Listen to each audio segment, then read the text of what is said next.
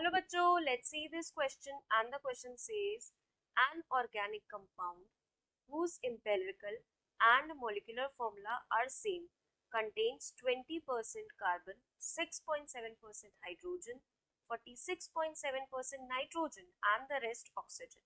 On heating it yields ammonia, leaving a solid residue. The solid residue gives a violet color with dilute solution of alkaline copper sulfate.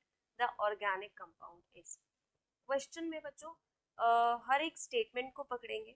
सबसे पहले क्या बोला है, ये जो भी ऑर्गेनिक कंपाउंड है इसका एम्पेरिकल फॉर्मूला और मॉलिक्यूलर फॉर्मूला क्या है, सेम है.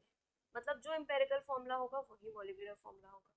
हमें कार्बन का परसेंटेज बाय मास दिया है, हाइड्रोजन का दिया है, नाइट्रोजन का दिया है और जो बचा है वो ऑक्सीजन है.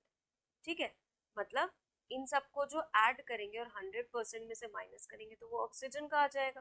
ये बात तो पता है. यहाँ तक हमारा काम है उसका एम्पेरिकल फॉर्मूला निकालना. तो चलिए पहले इतना निकालते हैं. यहाँ पे लिखते हैं एलिमेंट एलिमेंट, फिर यहाँ mass percentage, atomic weight,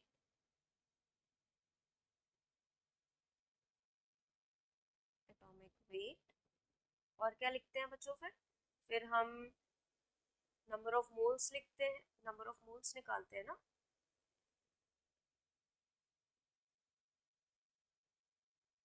in simplest ratio,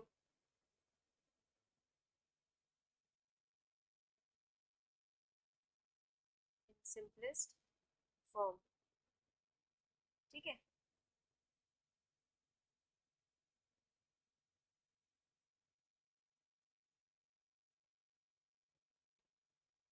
हमारे पास क्या क्या है बच्चों, एक तो है कार्बन, हाइड्रोजन, नाइट्रोजन और ऑक्सीजन.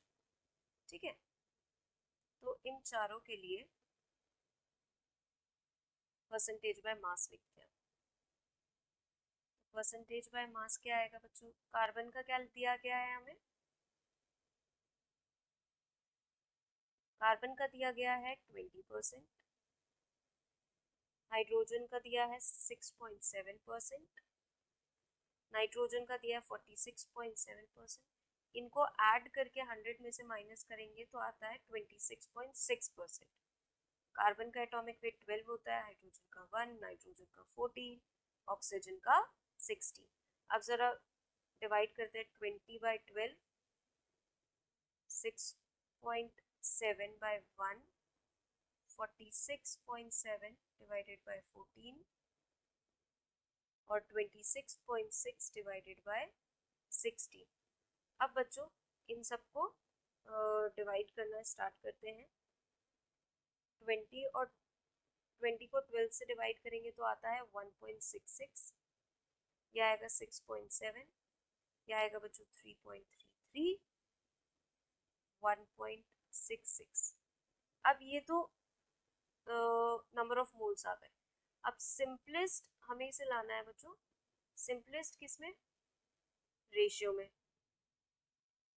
तो हम किसी सिंपलेस्ट नंबर से इसको मल्टीप्लाई डिवाइड कर देंगे. जैसे कि पहले तो इन सबको 1.66 से डिवाइड कर देंगे, क्योंकि इसमें से सबसे छोटा जो नंबर है वो 1.66 है.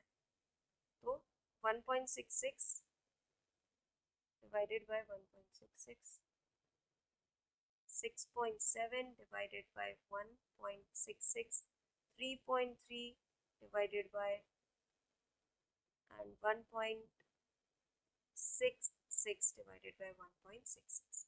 ये आया 1, ये वाला भी आया 1. अब 6.7 को जब हम 1.66 से डिवाइड करते तो 4.03 करके आता है, जिसको हम अप्रोक्सीमेटली 4 लिख सकते हैं. सिमिलरली अगर हम 3.33 को डिवाइड करते हैं तो हमें 2.0 समथिंग मिलता है, जिसको हम 2 लिख सकते हैं. तो हमें यहाँ से पता चल गया क्या आ रहा है इसका, CH4N2O. हम इसको अरेंज करेंगे क्योंकि मॉलिक्यूलर फॉर्मूला और एम्पेरिकल फॉर्मूला सेम है, तो अब इसको हम फाइनली अरेंज करके लिखते हैं NH2 NH2 CO NH2, ये क्या आ गया? यूरिया, जिसे हम कार्बेमाइड भी बोलते हैं। अब क्वेश्चन में आगे क्या बोल रहा है बच्चों, आगे क्वेश्चन पढ़ते हैं। आगे कह रहा है कि जब इसको हीट करा गया, ये NH2CO NH2 को हीट करा गया तो ये अमोनिया एज अ रेसिड्यू देता है। ठीक है, अमोनिया एज अ रेसिड्यू देता है, और जो रेसिड्यू के अलावा जो मतलब वहां पर फॉर्म होता है एज अ प्रोडक्ट, वो क्या है? एक सॉलिड रेसिड्यू है जो कि वॉयलेट कलर देता है with dilute solution of alkaline copper sulphate. तो चलिए आगे सॉल्व करते हैं। ये बच्चों बंद है यहाँ पे है कि NH2 CO NH2 को हीट करा के तो हमें मिलता है बच्चों, यहाँ पे इसकी 2 मोल्स होते हैं, तो NH2 CO NH CO NH2 क्या निकला बच्चों बाहर? अमोनिया निकल गया। जैसे कि अगर 2 है, मान लीजिए NH2 CO NH2 है, तो इसमें से एक हाइड्रोजन और ये NH2 निकल गया और बीच में NH बन गया प्लस अमोनिया। और बच्चों इसको क्या कहते हैं? इसको कहते हैं ब्यूरेट। ठीक है, अब बच्चों जो ये है NH2CO NHCO NH2, इसको जब डाइल्यूट हाइड्रोक्साइड या कोई भी एल्कलाइन डाइल्यूट सोल्यूशन जो एल्कलाइन है, और कुछ ड्रॉप्स जो है जब हम कॉपर सल्फेट की डालते हैं तो हमें वॉयलेट कलर का ये प्रोड्यूस होता दिखता है। और ये एक कैरेक्टरिस्टिक कंपाउंड है। ये जो टेस्ट देता है, ये टेस्ट उन्हीं के लिए देता है जिसमें CONH ग्रुप, कौन सा ग्रुप?